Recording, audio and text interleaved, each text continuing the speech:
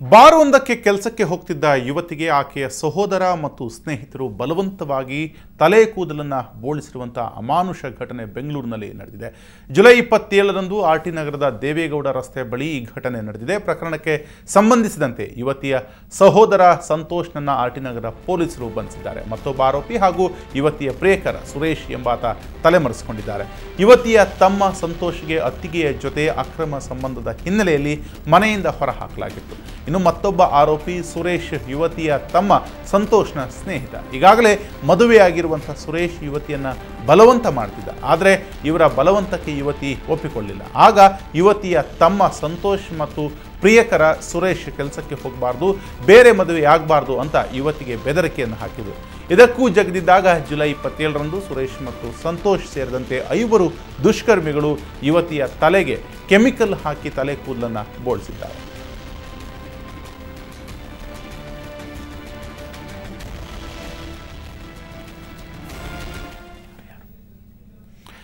ಈ ಕುರಿತಾಗಿ ಮಾತಾಡೋದಕ್ಕೆ ನಮ್ಮ ರಿಪೋರ್ಟರ್ ಶಶಿ ನನ್ನ ಜೊತೆ ನೇರ ಸಂಪರ್ಕದಲ್ಲಿದ್ದಾರೆ. ಶಶಿ, ಯುವತಿಯ ತಲೆಗೆ ಕೆಮಿಕಲ್ ಹಾಕಿ ಆಕೆಯ ತಲೆಯನ್ನು ಬೋಳಿಸಿರುವುದು ಸ್ವತಃ ತಮ್ಮ ಕೂಡ ಈ ಕೃತ್ಯದಲ್ಲಿ ಭಾಗಿಯಾಗಿರುವಂಥದ್ದು. ಇದರ ಹಿಂದಿನ ಕಾರಣ ಏನು ಮತ್ತು ಅವರಿಗೆ ಈಗ ಏನು ಶಿಕ್ಷೆ ಆಗಿದೆ?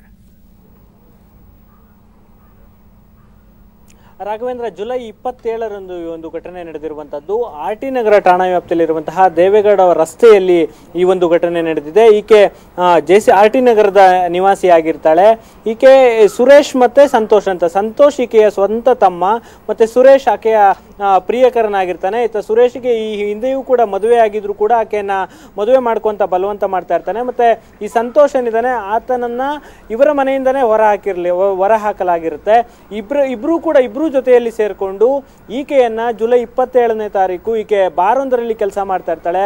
ಬಾರ್ನಿಂದ ಕೆಲಸ ಮುಗಿಸ್ಕೊಂಡು ಆಟೋದಲ್ಲಿ ಹೋಗ್ತಾ ಇರುವಂತಹ ಸಂದರ್ಭದಲ್ಲಿ ಆರ್ಟಿ ನಗರದಲ್ಲಿರುವಂತಹ ದೇವೇಗೌಡ ರಸ್ತೆಯಲ್ಲಿ ಆಟೋವನ್ನ ಅಡ್ಡಗಟ್ಟಿ 5 ದುಷ್ಕರ್ಮಿಗಳು ಒಟ್ಟಿಗಿರ್ತಾರೆ. ಅದರಲ್ಲಿ ಸಂತೋಷ್ ಮತ್ತೆ ಸುರೇಶ್ ಮತ್ತೆ ಇತರೆ 3 ಆತನ ಸ್ನೇಹಿತರು ಆಕೆಯ ತಲೆಗೆ ವೀಟ್ ಕ್ರೀಮನ್ನು ಹಾಕಿ ತಲೆಯ ಕೂದಲನ್ನು ಬೋಳಿಸಿರುವಂತಹ ಅಮಾನುಷ ಘಟನೆ ನಡೆದಿರುವಂಥದ್ದು. ಇದರಲ್ಲಿ ಸ್ವಂತ ತಮ್ಮನೇ ಈ ಒಂದು ಕೃತ್ಯದಲ್ಲಿ ಭಾಗಿಯಾಗಿರುವುದು ದೃಢಪಟ್ಟಿರುವಂಥದ್ದು. ಈಗಾಗಲೇ ಇದು ಯುವತಿಯ ಮನೆಯವರು ಆರ್ಟಿ ನಗರ ಠಾಣೆಗೆ ದೂರನ್ನು ನೀಡಿದ್ದಾರೆ. ಸಂತೋಷ್ನನ್ನು ಈಗಾಗಲೇ ಪೊಲೀಸರು ಬಂಧನವನ್ನು ಕೂಡ ಮಾಡಿದ್ದಾರೆ. ಉಳಿದ 4 ಆರೋಪಿಗಳು ಅಬ್ಸ್ಕ್ಯಾಂಡ್ ಆಗಿರುವಂಥದ್ದು. ಅದರಲ್ಲಿ ಪ್ರಮುಖವಾಗಿ ಸುರೇಶ್ ಕೂಡ ಅಬ್ಸ್ಕ್ಯಾಂಡ್ ಆಗಿದ್ದಾನೆ.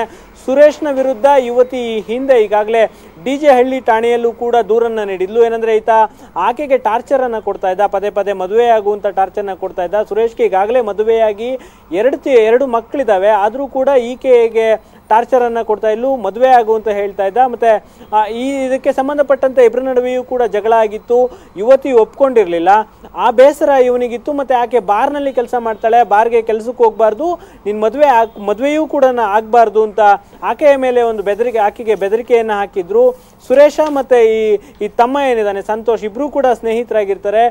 ಮನೆಯಿಂದ ಹೊರಹಾಕಿದ ಸಿಟ್ಟು ಸಂತೋಷನಿಗಿರುತ್ತೆ. ಮತ್ತೆ ಈಕೆ ಮದುವೆ ಆಗ್ತಾ ಇಲ್ಲ ನನ್ನನ್ನು ಅನ್ನೋ ಸಿಟ್ಟು ಸುರೇಶನ್ಗೂ ಇರುತ್ತೆ. ಆ ಹಿನ್ನೆಲೆಯಲ್ಲಿ ಇಬ್ರು ಕೂಡ ಆಕೆಯನ್ನ ಅಡ್ಡಗಟ್ಟಿ ಆಟೋದಲ್ಲಿ ಈ ರೀತಿಯಾಗಿ ಮಾಡಿರುವಂತದ್ದು. ಈ ಬಗ್ಗೆ ಈಗಾಗಲೇ ಆರ್ಟಿ ನಗರ ಪೊಲೀಸರು ಘಟನೆ ನಡೆದ ಮಾರನೇ ದಿನ ಒಂದು ಪ್ರಕರಣವನ್ನು ದಾಖಲಿಸಿಕೊಂಡಿದ್ದಾರೆ. ಯುವತಿಯ ಹೇಳಿಕೆಯನ್ನು ಪಡೆದುಕೊಂಡಿದ್ದಾರೆ. ನೀವು ದೃಶ್ಯಗಳಲ್ಲಿ ನೋಡಬಹುದು. ಪ್ರಮುಖ ಆರೋಪಿ ಸಂತೋಷ್, ಯುವತಿಯ ತಮ್ಮ ಏನಿದ್ದಾನೆ ಅವನ ಫೋಟೋ ಕೂಡ ನಮಗೆ ಲಭ್ಯವಾಗಿರುವಂತದ್ದು. ಮತ್ತೆ ಯುವತಿಗೆ ಕೂದಲನ್ನ ಏನ್ ತೆಗೆದಿದ್ದಾರೆ ಅದು ಕೂಡ ಲಭ್ಯ ಆಗಿದೆ.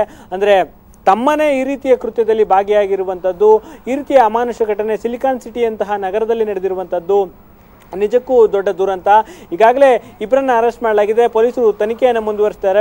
ಒಬ್ಬನನ್ನ ಅರೆಸ್ಟ್ ಮಾಡಿದ್ದಾರೆ.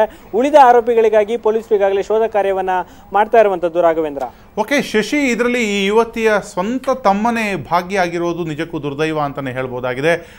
ಯಾವ ಕಾರಣಕ್ಕೆ? ಕೇವಲ ಸುರೇಶ್ ತನ್ನ ಸ್ನೇಹಿತ ಅನ್ನುವಂಥ ಒಂದೇ ಕಾರಣಕ್ಕ, ಅಥವಾ ಮನೆಯಿಂದ ಹೊರ ಹಾಕಿದ್ದ ದ್ವೇಷಕ್ಕೆ ಈತ ಮಾಡದ್ನ? ಆತನನ್ನ ಪೊಲೀಸರನ್ನು ವಿಚಾರಣೆ ಮಾಡುವಾಗ ಈ ಬಗ್ಗೆ ಏನಾದ್ರು ಬಾಯಿ ಬಿಟ್ಟಿದ್ದಾನಾ?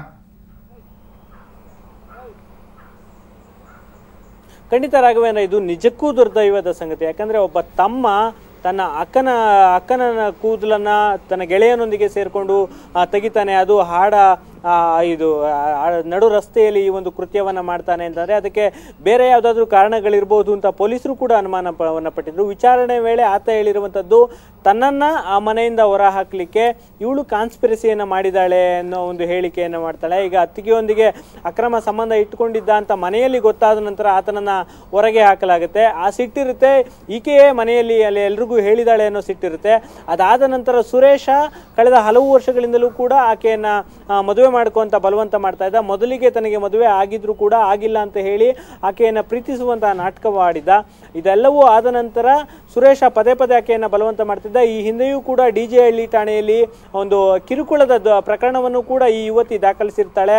ಆಗಲೂ ಕೂಡ ಪೊಲೀಸರು ಈತನನ್ನು ವಶಕ್ಕೆ ಪಡೆದು ವಿಚಾರಣೆಯನ್ನು ಮಾಡಿ ಅನಂತರ ಬಿಟ್ಟು ಕಳುಹಿಸಿರ್ತಾರೆ. ಈಗ ಅದೇ ಮತ್ತೆ ಪುನರಾವರ್ತನೆಯನ್ನು ಮಾಡ್ತಾ ಇರ್ತಾನೆ ಸುರೇಶ. ಅದಕ್ಕೆ ಈ ಸಂತೋಷನೂ ಕೂಡ ಸಪೋರ್ಟನ್ನು ಮಾಡ್ತಾನೆ. ಯಾಕಂದರೆ ಇಬ್ಬರು ಕೂಡ ಸ್ನೇಹಿತರಾಗಿರ್ತಾರೆ, ಇಬ್ಬರಿಗೂ ಕೂಡ ಆಕೆಯ ಮೇಲೆ ಸಿಟ್ಟಿರುತ್ತೆ. ಮತ್ತು ಈಕೆ ಬಾರ್ನಲ್ಲಿ ಕೆಲಸ ಮಾಡ್ತಾ ಇರ್ತಾಳೆ, ಆಕೆ ಬಾರ್ ಒಂದರಲ್ಲಿ ಕೆಲಸ ಮಾಡೋದು ಇವರಿಬ್ಬರಿಗೂ ಕೂಡ ಇಷ್ಟ ಇರೋದಿಲ್ಲ. ಹಾಗಾಗಿ ಇಬ್ಬರೂ ಕೂಡ ಒಂದು ಷಡ್ಯಂತ್ರವನ್ನು ಮಾಡಿ ಇನ್ನೂ 3 ಸ್ನೇಹಿತರೊಂದಿಗೆ ಸೇರಿ ಈ ರೀತಿಯಾದ ಒಂದು ಕೃತ್ಯವನ್ನು ಮಾಡಿರುವಂಥದ್ದು. ರಾಘವೇಂದ್ರ, ಥ್ಯಾಂಕ್ ಯು ಶಶಿ ನಿಮ್ಮೆಲ್ಲ ಮಾಹಿತಿಗೆ.